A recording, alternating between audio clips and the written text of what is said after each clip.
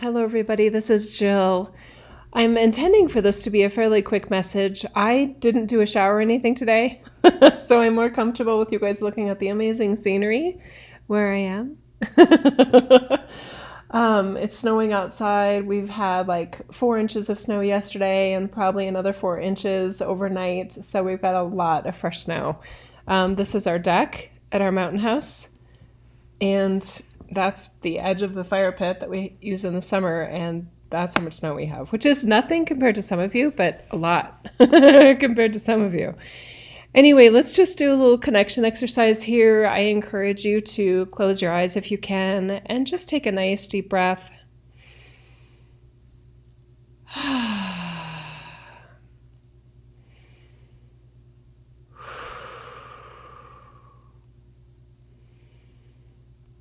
And I encourage you to just focus on your breathing for a few moments here and literally let your mind get soft.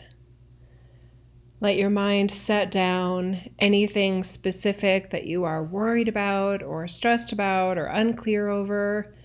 Just set it down just for a few moments. It's interesting how our minds can make us feel productive by thinking about things when really it isn't. It's often not making any progress, and it's really wearing us down, consuming a lot of energy. Nice deep breath. Okay. All right, here we go. So for the focus for this message, let's just pause for a moment here. Have you noticed how easy it is? And it seems like it's getting easier and easier to get sucked into things that feel exciting in the moment. They feel, informative, and it makes you feel smart and wise, like you know something that other people don't know. And then at some point in a lot of these experiences, we can feel like we've lost ourselves along the way, or like we never knew who we and what we were. We never had a sense of self, and we just keep feeling more and more disconnected from a sense of inner self. I don't recommend that, you guys. So really just notice that. If you're in the camp of, yes, I knew myself at one point, but now I feel like I've lost myself, that's one group. And then there's others that are like, you know what, I don't think I ever knew my own sense of unique self, and I still don't now. Okay, that's another group. And then maybe there's another group that's like, you know what, I think I do I do have a sense of self now that I didn't have before. Just first hugs and love for all of you. There is a way of going through one's life where we can go on tangents and down rabbit holes where we feel like we have forgotten a sense of self. That doesn't have to be like a huge dramatic problem, but there's a great way to go through life that I have found works really, really well, where you have a sense of self. It wasn't handed to you, you created it, that you have a sense of individuation, of that you are you and you are not others, and you are not them and they are not you, that you are you and only you are you. That is extremely healthy. It's healthy from a standpoint of having more authority over your life and who and what you are in life and in this world. It's also much more healthy energetically from an anxiety standpoint, from a sense of stress and confusion standpoint. Because when you are feeling more authority over what and who you are, you don't have to be as clear about what else is going on in the world. Okay? And that, again, yeah, that's clicking. There's some clicking going on there. Those are some good clicks. Okay, yeah, exactly. So let's contrast this with a lot of popular teachings that we are all one and that everyone is you and everything you see and observe is a reflection of you. We highly discourage that approach in life because it's a messed up framework to use, and it has it has a lot of downsides, energetically draining. Every negative thing in the world, you're feeling somehow responsible for it. And that's untrue, you guys. That is not true. And it's unfair. So if you're in a convenience store or a bodega or something and you witness somebody stealing something, that, I want to say screwed up framework will have you feeling like you just stole something, when not only did you not steal anything, you wouldn't even dream of stealing anything, and you may have never stolen anything. And no, when you're 2 years old and you took a Tootsie Roll, doesn't count. Okay. So there's just a lot of unhealthy energetic effects of that, I think, downgraded teaching, and downgraded framework of what consciousness is and what spirituality is and things like that. In this world, we only get to be ourselves. And I know some of you are probably just feeling really like, well, that's bad, Jill, because others need our help and others, hang on just one second.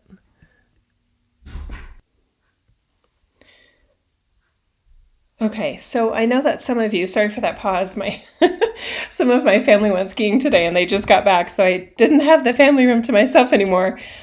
I'll take a deep breath with you guys again. Okay. Very good. All right. Where were we? Oh, yes. Okay. So for those of you that are feeling like it's a problem if you can't control other people or highly influence others through your positivity and your high vibes, etc. I'm sorry that that's disappointing, and I'm not meaning to crush any dreams that some of you may have of changing the world and that sort of thing.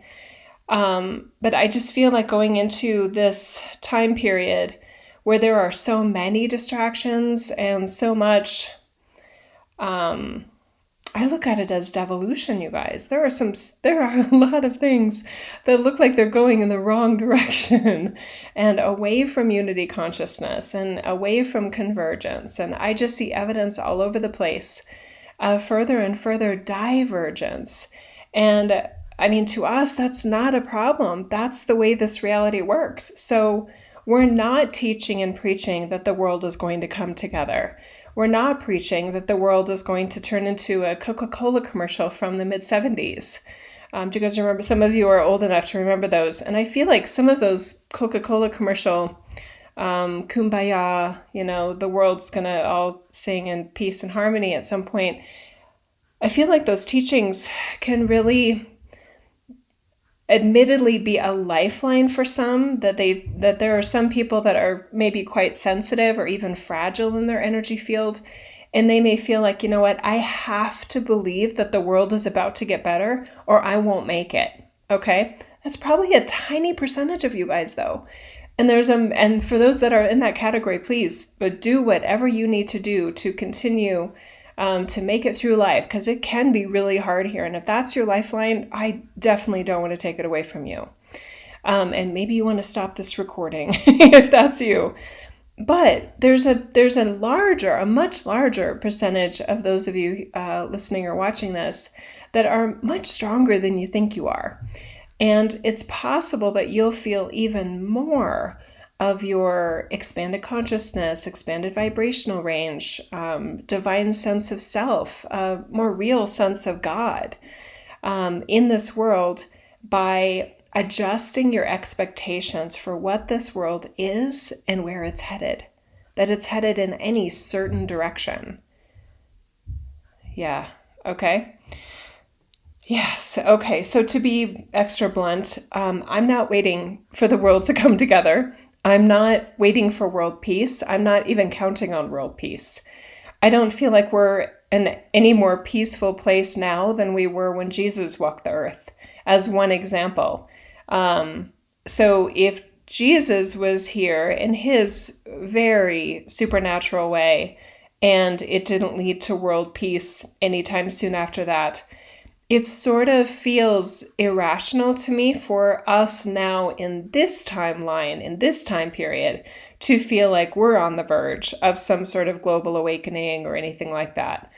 So I know some of you are probably experiencing some cognitive dissonance right now. if you don't like that, or if you have heard other spiritual advisors, teachers, messengers say something to the opposite, because I do feel like I'm the minority here. That using my connection and my, I want to say divine asset range, I am offering that the world is what it is, and that the safest and most wise even expectation is to expect more of the same in the future and respond accordingly by being your best you. Okay, and some of you, if your mind is literally like shutting off right now and you keep trying to hear me, but you have to rewind it like 3 or 4 times and you still can't hear me, just pause this for a minute, look up on any internet search, or if you have an old-fashioned book dictionary, actually it may not be in there, look up cognitive dissonance and just look into that. Because it's amazing how what we believe in creates a framework of what we can hear. And that can be a problem if we're only hearing things that support a false ideology. If what we hear also allows us to receive and consider and discern a rational belief system, a sustainable belief framework that is in alignment with our source energy and also in alignment with our humanness, that works better. Okay, that works a lot better. It's so much less energetic consumption required. I find this in my client work a lot, whether it's somebody that's taken my courses or somebody that I'm working with in one-on-ones or in group reading work, etc. I find consistently that we underestimate how much energy we consume trying to uphold a false belief framework, something that's not true, but we're pretending it's true. And again, to be extremely blunt here, in our view, it is a false belief framework to believe that the world is on the verge of some sort of global awakening, world reckoning, karmic, adjustment, anything like that. Jesus is nodding his head at me like, yes, Jill, say it, Jill. Okay, I'm saying it. I'm not usually not popular for it, though, Yeshua. And he's like, neither was I, sister. Yeah, exactly. Oh my gosh. So I completely appreciate that for some of you, you want your spiritual insights either from me or from other possibly much more let's say widely known teachers, that you want us all to be saying something that agrees with one another. You guys, that's not why I'm here. I will agree with others where I agree with others, but I'm not going to agree with others just for some sense of false comfort that to me is false, and that I don't think we need it. And it is more fun. I completely agree. It is a lot more fun and enjoyable to have a sense of truth that, well, all of the things that are falling apart in the world, it's just because they're about to come together even better. I get it, that is a much nicer forecast. But that doesn't make it true. We don't create our own reality. We do not create our own reality. We create ourselves in this reality, which is no one individuals, no one beings. And regularly, this world doesn't even feel like a world of God. Right? I know.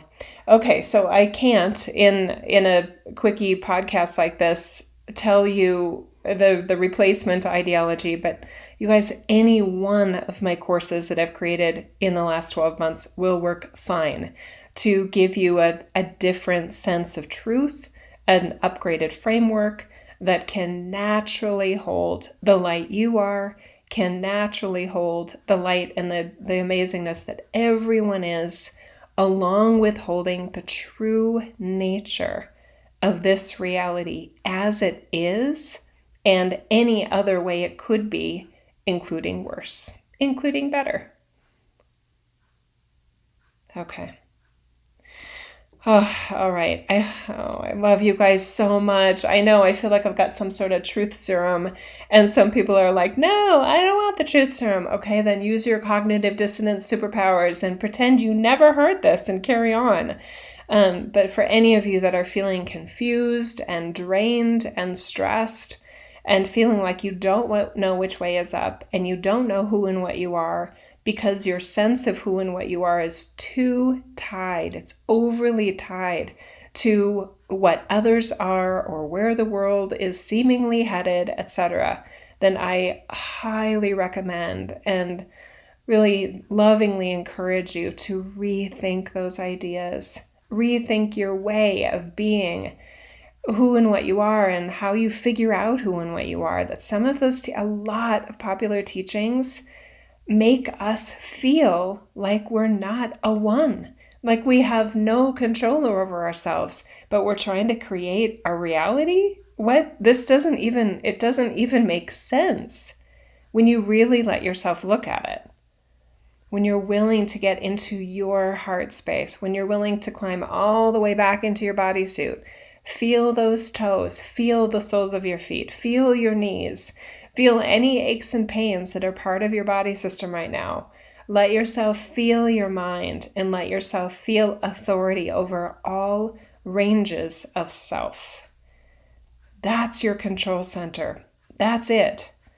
And again, some of you are saying, but that's not enough. Okay, it's not enough because you don't want it to be enough? Because it's true.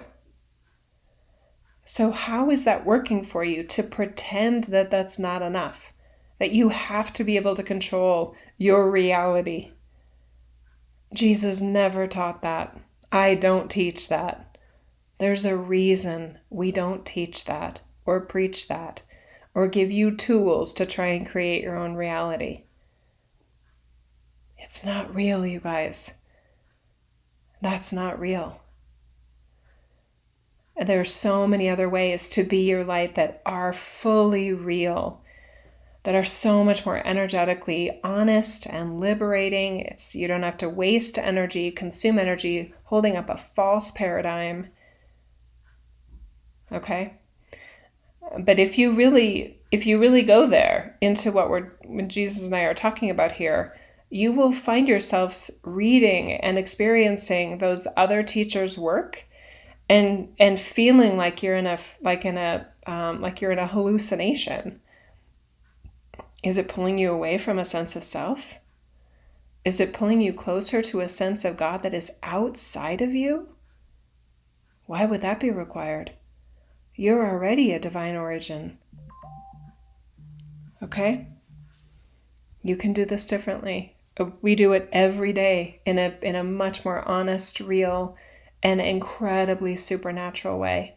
It's utterly transcendent and utterly achievable, and it's real awakening, you guys. Okay? And I love to support that in you because I love the light that you are. I love the light that you've always been and couldn't not be. You can't not be the light of God that you are. How is that for centering? Yeah, there you are. Now I see you all the way in that orb of light that you are. Nice. Okay, very good.